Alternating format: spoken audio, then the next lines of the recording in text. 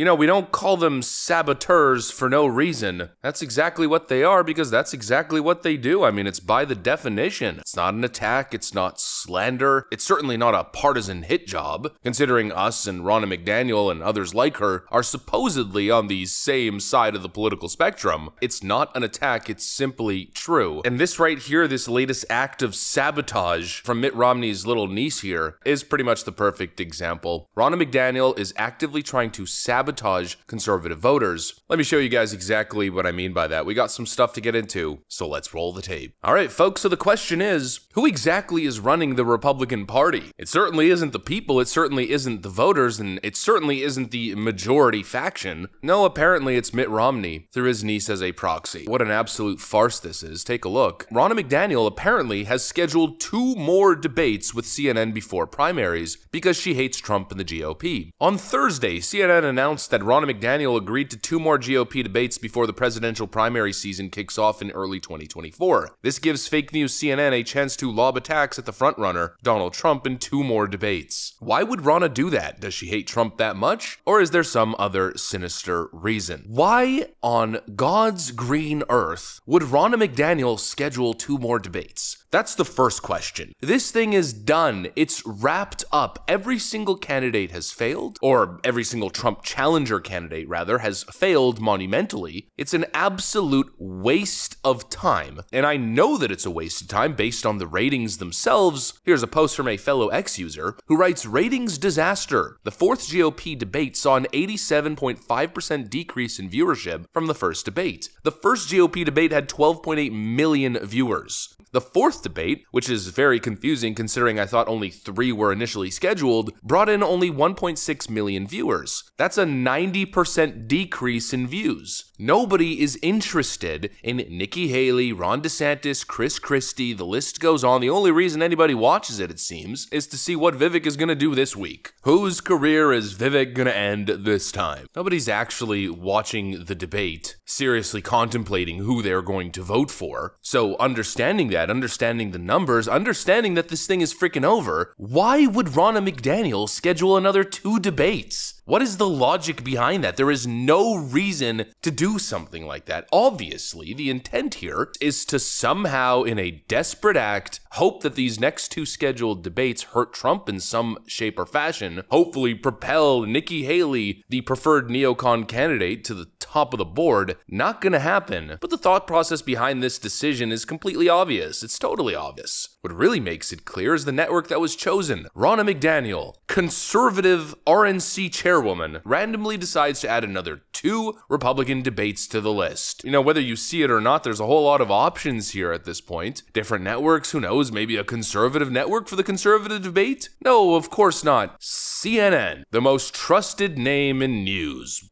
That's not an accident. That's not a whoopsies. That's not a, oh, well, we just don't have another choice. No, that was a purposeful choice. She wants to get Chris Christie, Nikki Haley, and the rest of them in front of a bunch of CNN moderators, so the CNN moderators can make the whole night and all the questions revolve around their precious narrative that Donald Trump is ending democracy as we know it. Democracy will no longer exist if Donald Trump is elected. Yeah, let's give those people the power to help shape people's decisions and shape narratives surrounding the current frontrunner of the GOP. Absolutely freaking genius. That seems like the exact type of thing you'd expect from the RNC chairwoman, the person who is essentially in charge of making sure Donald Trump gets elected. These absolute fake Washington losers. It's unbelievable. And if you're curious where it comes from, well, it comes from Mitt Romney. Ronna McDaniel is a plant. Ronna McDaniel is a tool of the neocon establishment. Now, I'm not sure if you guys saw this clip with Mitt Romney. Who do you like in the Republican field?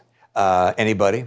You know, I'd be happy to support virtually any one of the Republicans. Maybe not Vivek, but the others that are running would be acceptable to me, and I'd be happy to vote for them. I'd be happy to vote for a number of the Democrats too. I mean, it would be an upgrade from, in my opinion, from Donald Trump and perhaps also from Joe Biden. Look, I like President Biden. You know, I find him a very charming, engaging person. There's some places I agree with him, but most places I disagree with him.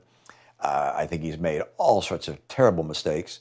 but I would like to see someone else run. That's Mitt Romney, Republican Senator Mitt Romney. Absolutely disgraceful comments, but again, it shows you where it comes from, right? Ronna McDaniel is Mitt Romney's niece. They're family. They're part of the same political legacy, the same political family that clearly has their own interests. And their interest as of right now is to sabotage the process. Their job is to fulfill their duty and to respect the will of their constituents and their voters. That's their job. But they have no interest in doing that. They don't care if you want Trump. They don't want Trump. And that's all that matters. And of course, as we know, Ronna McDaniel controls the money. And as she said, Vivek won't get a cent from us. It just goes to show how horrible these people are, because that's your money. That's Republican voter donations. That's fundraising capital. What do Republican voters want their money to be spent on? Supporting the most popular candidate, developing a clear, coherent, and marketable campaign strategy, something palatable, something that's going to bring people over. That's their job. That's what they're supposed to do with the money. And most importantly, at least in this election cycle, the number one priority, the number one mandate is to stop Joe Biden from winning again and stop this slow descent into leftist authoritarianism. That is what Republican voters clearly want. That is the ambition, that is the goal. And so money is sent to the RNC to then be mobilized to achieve the voters' ambitions and goals. That is the point. But they have no interest in that. Their ambition isn't to use monies to stop Democrat tyranny and to stop, whatever this is. No, their ambition, what they're spending your money on, is trying to replace Donald Trump with Nikki Haley, who's essentially Hillary Clinton version 2.0. What Republican leadership is trying to do is stop Donald Trump and attempt to replace him with essentially Hillary Clinton. And that is probably the most accurate way of describing it. Those are the people that are representing you and leading your party of choice. It's absolutely disgraceful, despicable, every,